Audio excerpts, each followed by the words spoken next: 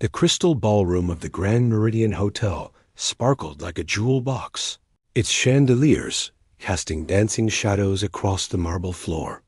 Victoria Ashford moved through the crowd with practiced grace, her midnight blue Valentino gown flowing like liquid silk.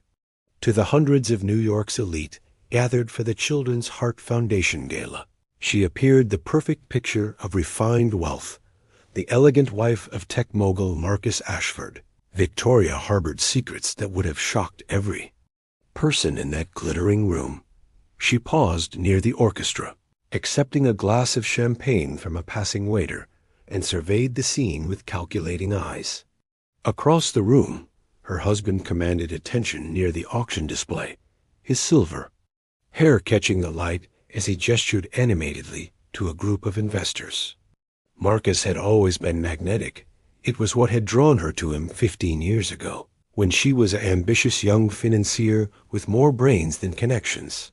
Now, watching him from across the room, Victoria felt only cold assessment. She had built everything they had while he played the charming frontman, and lately she suspected he had forgotten that crucial detail. Mrs. Ashford? A warm voice interrupted her thoughts. She turned to find James Rivera, the hotel's general manager, offering a respectful smile.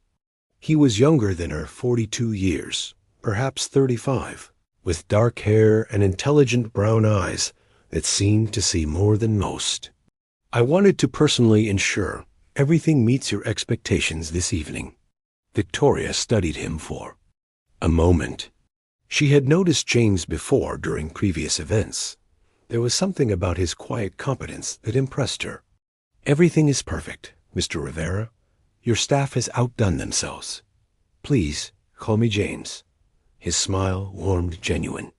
"I've heard wonderful things about your foundation work. The literacy program you're funding is changing lives." She was surprised he knew about her personal projects. Most people only saw her as Marcus's accessory. "You're well informed. I make it my business to know about people who matter." The way he said it sent an unexpected flutter through her chest. Their conversation was interrupted by a burst of laughter from across the room.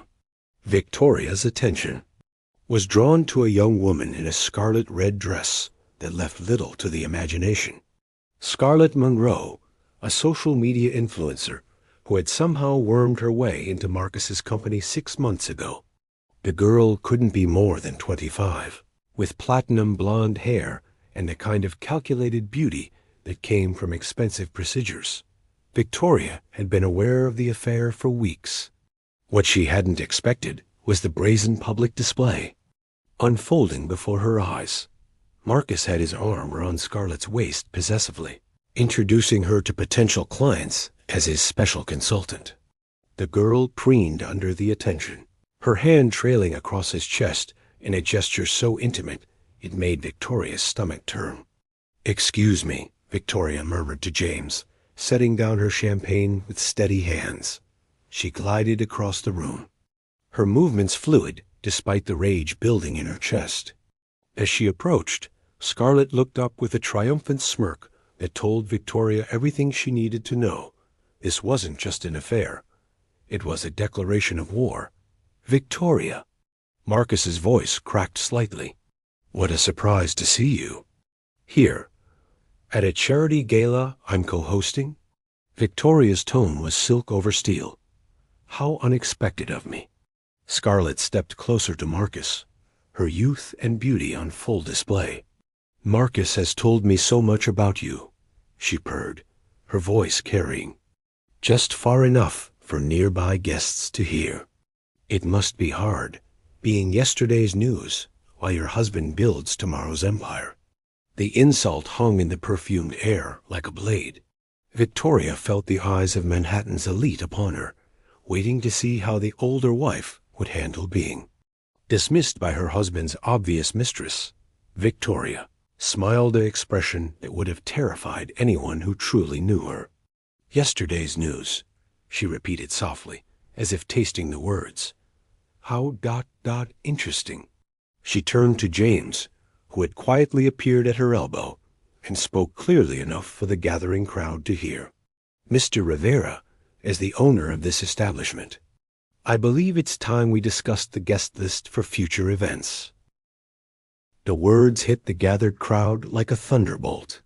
Conversation stopped mid-sentence. Champagne glasses paused halfway to lips, and all eyes turned to Victoria Ashford with newfound understanding. "Owner?"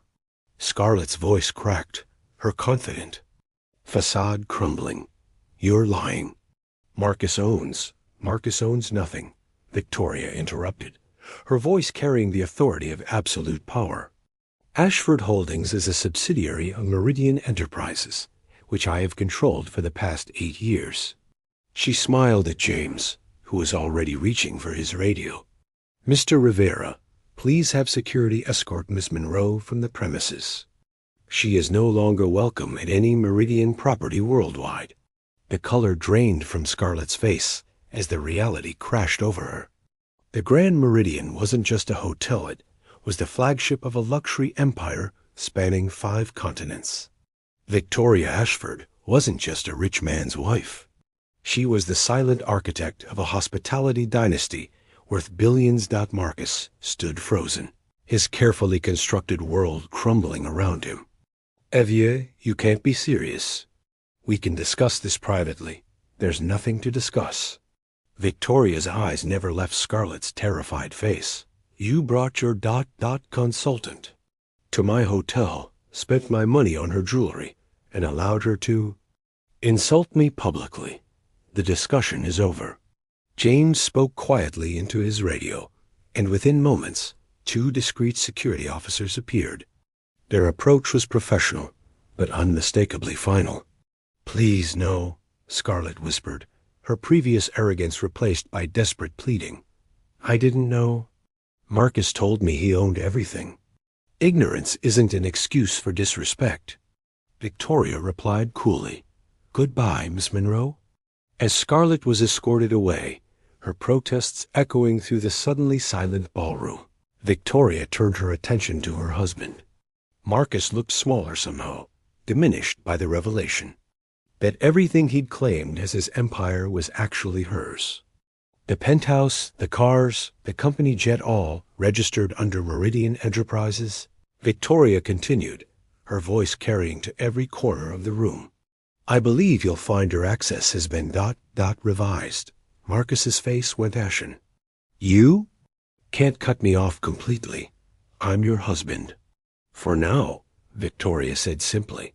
The crowd began to murmur, the social vultures already circling what promised to be the divorce of the decade. Victoria felt a gentle touch on her elbow and turned to find James offering her a way out. "Perhaps we should continue this conversation somewhere more private," he suggested. His voice low and warm. Victoria nodded, allowing him to guide her away from the chaos she'd created.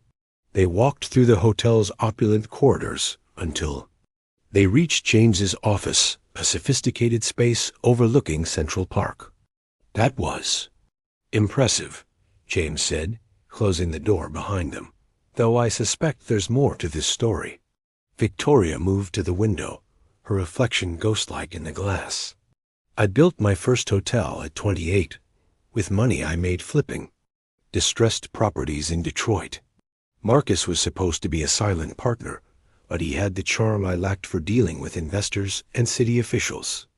So you let him take credit. I let him be the face while I built the empire. 15 hotels became 50, then 200. She turned to face him, vulnerability flickering in her eyes for the first time that evening. Somewhere along the way, he started believing his own press releases. James stepped closer, his presence comforting rather than threatening. And tonight? Tonight he learned the difference between being the star and owning the theater. Victoria's laugh was bitter. "Though I suspect the lesson will be expensive for both of us." "Why tell me this?" James asked, his brown eyes searching her face. Victoria studied him. This man who ran her flagship property with quiet efficiency, who knew her charitable work, who saw her as more than just Marcus's accessory. "Because I have a feeling you understand what it's like to be underestimated. Something flickered in James's expression: recognition, perhaps even relief. My MBA is from Wharton, not the community college my resume claims. I've been managing portfolios longer than I've been managing hotels. Why hide it? Same reason you did. Sometimes it's easier to work in the shadows. He moved closer, close enough that she could smell his cologne, something clean and expensive. Though I have to admit, your revelation tonight was far more dramatic than anything I had planned. Victoria felt something she hadn't experienced in years. Genuine attraction to someone who saw her for who she really was. The tension between them crackled with possibility. The board meeting is tomorrow, she said softly. Marcus will try to rally support, claim I'm having some kind of breakdown. And what will you do? Victoria's smile was predatory. I'm going to show them exactly who's been running their company all along. James reached out, his fingers brushing against hers. Need any help burning it all down? The touch sent electricity through her, and for the first time in months, Victoria felt truly alive. Dawn broke gray and unforgiving over Manhattan as Marcus Ashford discovered the true extent of his fall from grace. Standing in the marble lobby of what he'd thought was his building, he stared at his reflection in the elevator's polished doors that no longer recognized his keycard. I'm sorry, Mr. Ashford, the doorman said, his tone respectful but firm. Your access has been suspended pending review by building management. Building management. Victoria. Marcus pulled out his phone to call his driver, only to find his corporate account suspended. His personal credit cards, all linked to accounts Victoria controlled, had been canceled overnight. The woman he'd underestimated for years had systematically dismantled his life in a matter of hours. Across town, Scarlett Monroe was experiencing her own rude awakening. The luxury apartment Marcus had secured for her gone with an eviction notice taped to the door. Her modeling contracts with brands owned by Meridian's subsidiary companies terminated for breach of moral character clauses. Even her social media sponsorships were evaporating as news of the previous nights. Humiliation spread through New York's elite circles. This can't be legal, Scarlett screamed into her phone at her agent. She can't destroy my entire career because I'm dating her husband. But Victoria could, and she was doing it with surgical precision.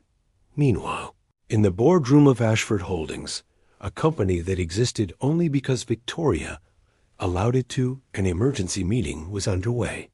The 12 board members sat in uncomfortable silence as Victoria's lawyer, Patricia Kane, methodically presented documents that revealed the true ownership structure of everything they believed belonged to Marcus. As you can see, Patricia said, her voice crisp and professional, Mr. Ashford's role has always been that of Chief Operating Officer. Despite his public title, Mrs. Ashford, through Meridian Enterprises, holds controlling interest in all major assets and intellectual property. Board member Thomas Chon cleared his throat nervously. We had no idea the ownership was so concentrated. Mrs. Ashford preferred to work through her husband as a front, Patricia continued. However, recent events have made it clear that this arrangement is no longer sustainable. The door burst open as Marcus stumbled in, his usually perfect appearance disheveled. He'd walked 15 blocks after his Uber was canceled, and his corporate car was no longer available. This is insane, he gasped, pointing an accusatory finger at Victoria, who sat at the head of the table with James Rivera beside her, a detail that wasn't lost on anyone present. You can't just steal my company. Your company? Victoria's voice was ice. Thomas, would you please read the incorporation documents for Ashford Holdings? Specifically, Section 4 regarding founding capital. Thomas shuffled through the papers with shaking hands. Initial investment of $50 million provided by Meridian Enterprises, with Mr. Marcus Ashford contributing. He paused, his face pale. contributing his name and likeness for marketing purposes. The room fell silent. Marcus had always claimed he'd built the tech empire from nothing, but the documents painted a very different picture. Victoria had been the money, the strategy, the driving force, while Marcus had been little more than an expensive spokesperson. The affair with Ms. Monroe was conducted using company resources, Victoria continued coolly. Company credit cards, company properties, company time. The board's fiduciary duty requires action. One by one, the board members began to nod. They were business people first, and Victoria controlled their paychecks. The choice was obvious. All in favor of accepting Mr. Ashford's resignation and appointing Mrs. Ashford as CEO? Patricia asked. Every hand rose except Marcus's. As the meeting concluded and board members filed out with nervous murmurs. Marcus found himself alone with Victoria and James. The intimacy between his wife and the hotel manager was palpable, and Marcus realized he'd lost more than just his company. 15 years, Evia, he said, his voice breaking. 15 years of marriage, and you're throwing it all away for what? Pride? Victoria stood slowly, her midnight blue dress from the previous evening replaced by a sharp black suit that made her look like the corporate warrior she'd always been. I'm throwing it away? Her laugh was sharp. You threw it away the moment you decided I was disposable. The moment you let that girl call me irrelevant in my own hotel. James placed a protective hand on Victoria's shoulder, and Marcus saw the gesture for what it was, a claim. Victoria had found someone who saw her worth, while Marcus had taken it for granted. Security will escort you out, Victoria said, turning away from him. Your personal belongings will be sent wherever you're staying. I assume it won't be anywhere too expensive, given your current ... circumstances. As Marcus was led away by the same security team that had removed Scarlett the night before, he finally understood the magnitude of his mistake. He hadn't just cheated on his wife. He'd betrayed the architect of his entire life. Victoria watched him go, feeling James's solid presence beside her. The empire she'd built in shadows was finally emerging into the light, and she intended to make the most of it. 3 weeks after the grand revelation, Marcus Ashford sat in a cramped coffee shop in Queens, his Italian leather shoes incongruous against the worn linoleum floor. Across from him, Scarlett Monroe looked nothing like the glamorous influencer who had once commanded 5-figure appearance fees. Her designer wardrobe had been replaced by off-the-rack clothing, her platinum hair showing dark roots she could no longer afford to touch up. She's destroyed everything, Scarlett hissed, stirring her coffee with shaking hands. My modeling career, my endorsements, even my apartment. There has to be something illegal about what she's doing. Marcus nodded grimly. His own fall had been equally spectacular. Locked out of the penthouse, his accounts frozen, he was staying in a budget hotel and living off the charity of old friends' friends who are growing fewer by the day as word spread about his circumstances. I've been thinking the same thing, he said, leaning forward conspiratorially. Victoria's always been secretive about her business dealings. There has to be something she's hiding, something that could bring her down. Scarlett's eyes lit up with vindictive hope. What kind of something? I don't know yet, but I've hired someone to find out. Marcus slid a business card across the table. Detective Nina Cross, private investigator, specializes in financial crimes. If Victoria has any skeletons in her closet, Nina will find them. Meanwhile, in the penthouse that Marcus once called home, Victoria was experiencing a different kind of revelation. James had stayed the night, not for the first time since the gale, and she found herself watching him dress for work with an unfamiliar contentment.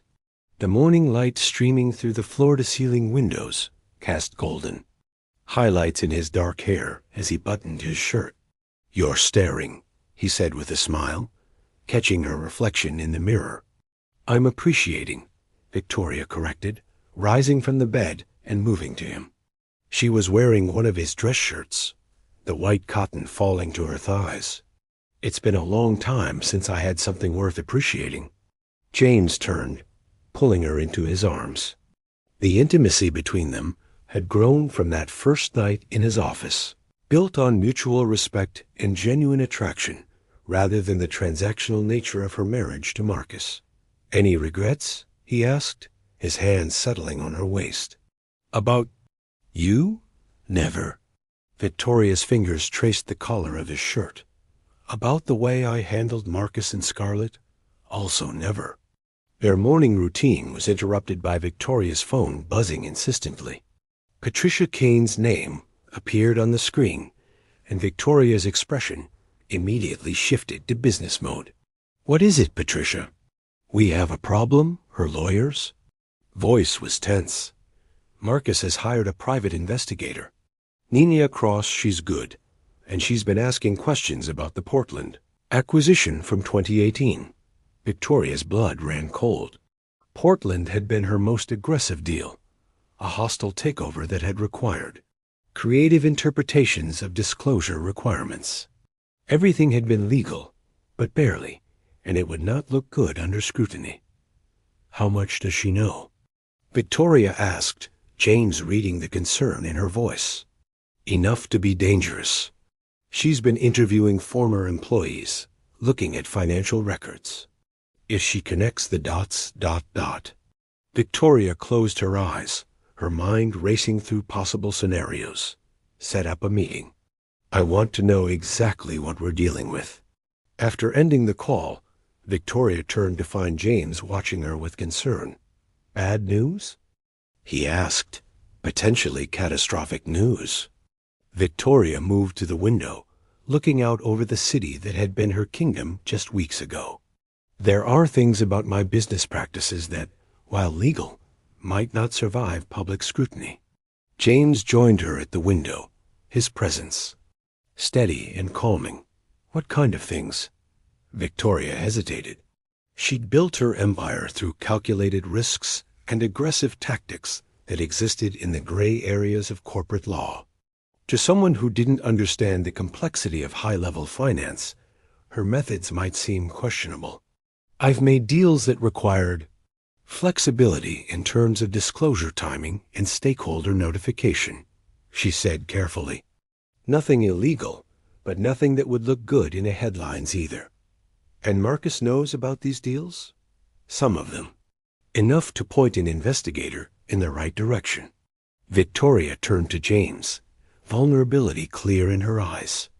"I could lose everything. The hotels, the company, my reputation." James cupped her face gently, his thumbs brushing across her cheekbones. "Then we make sure that doesn't happen." The word "we" sent a thrill through Victoria that had nothing to do with business strategy. For years, she'd faced every challenge alone, keeping her own counsel while Marcus played his public role. Having someone truly in her corner felt revolutionary. "This could get ugly," she warned. "If you're associated with me when this story breaks." "Let me worry about my own reputation," James interrupted, kissing her softly. "Right now, I'm more concerned about yours." As they held each other in the morning light, neither could know that Detective Nina Cross was already 3 steps ahead of them, or that Marcus and Scarlett's revenge plot was about to take a turn that would surprise everyone involved. The war Victoria had started was far from over, and the next battle would determine whether the empire she'd built would survive the secrets she'd buried in its foundation. Detective Nina Cross had been in the investigation business for 15 years, and she'd learned to recognize when a case was about to explode. Sitting in her cluttered office with 3 computer monitors displaying Victoria Ashford's financial dealings, she felt the familiar thrill of pieces falling into place. The Portland deal was damning, but not in the way Marcus had hoped. Nina reached for her phone and dialed Marcus's number. "We need to meet. Now." An hour later, Marcus and Scarlett sat across from Nina in her office, their faces eager with anticipation. "Tell me you found something," Scarlett demanded, her desperation barely concealed. Nina opened a thick folder and spread documents across her desk. I found something, all right, but you're not going to like it. What do you mean? Marcus leaned forward. The Portland acquisition wasn't shady because Victoria bent the rules. Nina explained, her voice carrying the weight of revelation. It was shady because you did.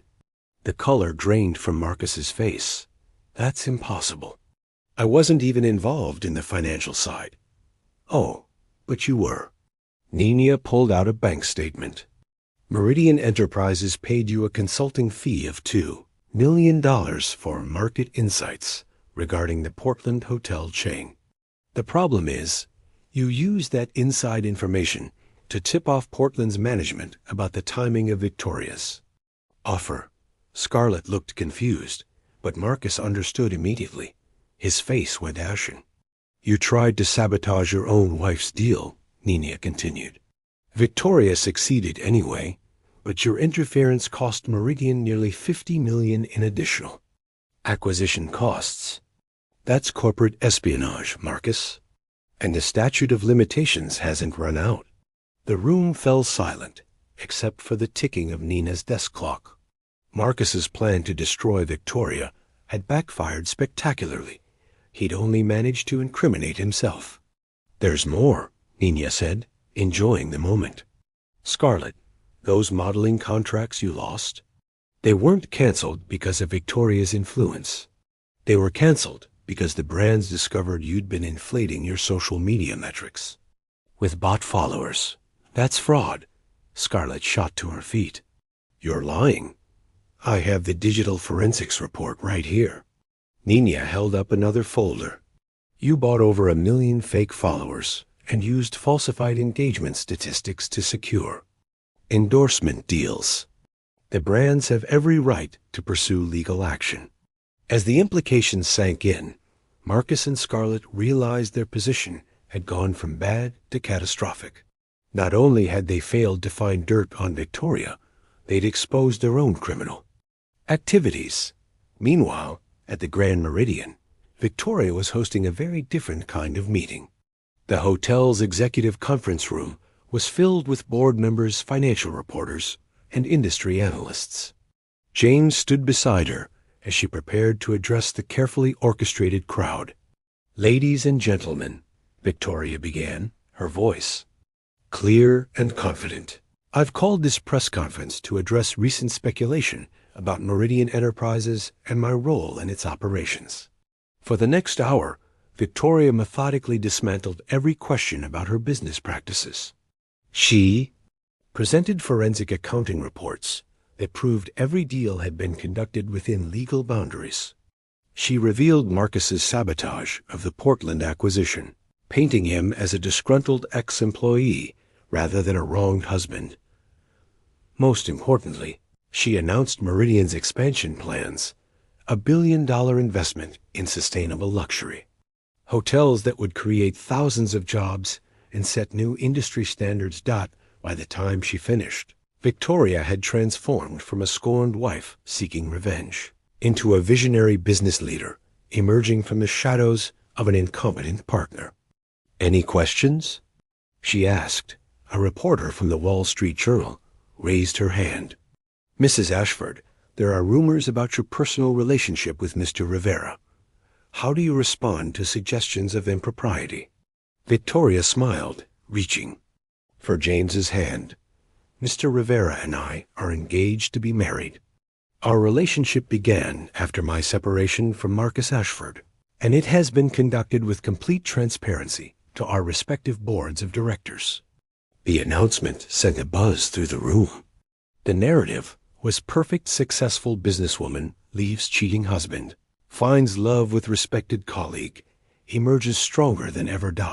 As the press conference concluded and reporters rushed to file their stories, Victoria and James found themselves alone in the conference room. Think that went well? James asked, pulling her close. I think we just rewrote the entire story, Victoria replied, kissing him deeply. 6 months later, the Grand Meridian hosted another gala, this time celebrating Victoria and James's engagement.